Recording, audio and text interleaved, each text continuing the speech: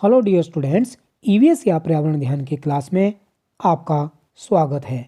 इस वीडियो में आप अलग अलग पक्षियों के फीट यानी पंजों, बीक्स यानी चोंच के बारे में जानकारी प्राप्त करेंगे। बच्चों, पिछली वीडियो में आपने जाना था कि पक्षी अलग अलग तरह से अपना घोंसला बनाते हैं।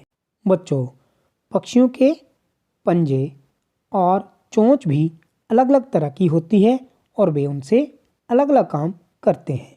चलो इस बारे में जानते हैं। आप फोर्थ क्लास की ईवीएस की बुक लुकिंग अराउंड या आसपास का पेज नंबर 132 ओपन करें और इस वीडियो के साथ साथ इस टॉपिक को अपनी बुक पर भी देखें। Birds use the nest only to lay their eggs.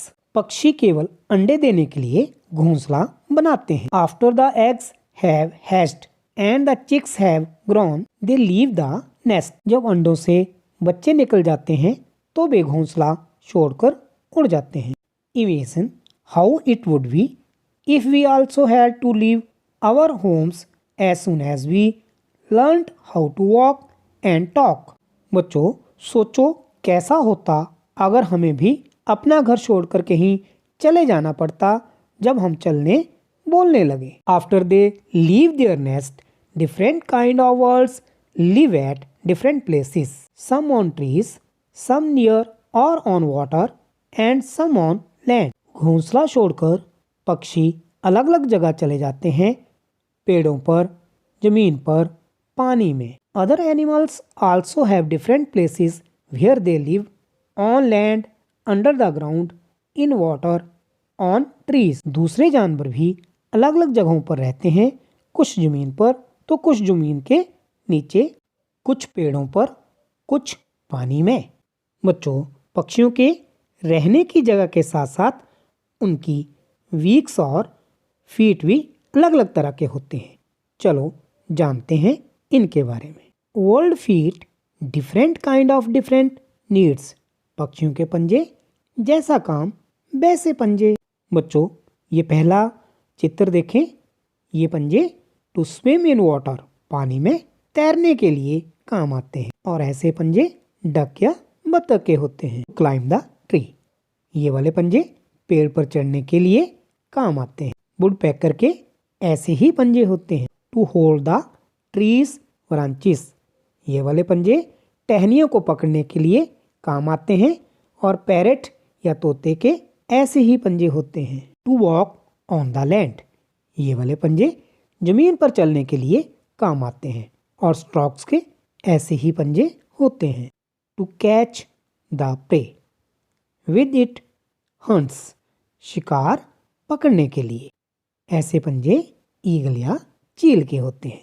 बच्चों, पक्षियों की चोंच भी अलग अलग तरह की होती है। Birds beaks according to the food. पक्षियों की चोंच जैसा खाना वैसी चोंच। चलो देखते हैं कि किसकी चोंच कैसी है। To tear and eat meat, ये वाली चोंच मांस चीरने फाड़ने के लिए काम आती है। और ईगल की ऐसी ही चोंच होती है। To make holes in wood and tree trunks, लकड़ी और पेड़ के तनों में छेद करने के लिए। तो बच्चों, ऐसी चोंच वुड पैकर्स की होती है। टू सक नेक्टर फ्रॉम फ्लावर्स, फूलों का रस चूसने के लिए। हमिंग बर्ड की चोंच ऐसी होती है। To finds insects and worms from mud and shallow water, कीचड़ में छानबीन करके कीड़े खोद कर निकालने के लिए। तो बच्चों, स्ट्रॉक की ऐसी ही चोंच होती है। To break and crush seeds, बीजों को दबाकर तोड़ने के लिए। तो इस चोंच को क्या पहचान सकते हैं? मुर्गी की चोंच ऐसी होती है।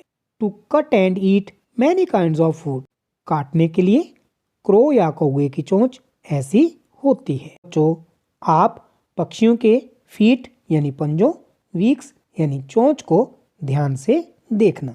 बच्चों, चलो अब जानते हैं कुछ जानवरों के दांतों के बारे में। Animal teeth, you have seen that animals have different types of teeth. बच्चों, तुमने देखा होगा कि जानवरों के दांत अलग अलग तरह के होते हैं। Cows have short front teeth for snipping grass, गाय के आगे के दांत छोटे होते हैं घास या पत्तों को काटने के लिए the teeth on the sides are large and flat for chewing the grass. घास चबाने के लिए पीछे के दांत चपटे और बड़े होते हैं।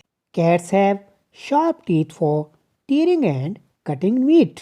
बिल्ली के दांत नुकीले होते हैं जो मांस फाड़ने और काटने के काम आते हैं। Snakes have sharp curve teeth but they not chew their prey. Snakes always swallow their food whole. सांप के दांत होते तो नुकीले हैं पर वो अपने शिकार को चबाकर नहीं खाता बल्कि पूरा निगल जाता है। Squirrels front teeth keep growing throughout their life. गिलहरी के दांत हमेशा बढ़ते रहते हैं। They have to keep gnawing on things to keep their teeth from becoming too long. बच्चों, आपको पता है गिलहरी के दांत काटने और कुतरने के कारण हमेशा घिसते रहते हैं, इसलिए वो हमेशा बढ़ते भी रहते हैं। बच्चों, आपने कुछ जानवरों के दांतों के बारे में जानकारी प्राप्त की। Find out about your own teeth and right. अब बच्चों, आप अपने दांतों के बारे में कुछ बातें पता करके लिखो।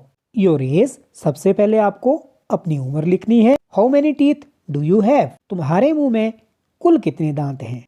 Have any of your teeth fallen और ब्रोकन, हाउ मेनी, तुम्हारे कितने दांत गिर गए या टूट गए। How many new teeth do you have, कितने नए दांत आए हैं। How many of your milk teeth have fallen, what no new teeth have come in their place, कितने दूध के दांत टूटे हैं पर उनकी जगह नए नहीं आए हैं। बच्चों, आप इन सब जानकारियों को अपनी कॉपी पर नोट करना।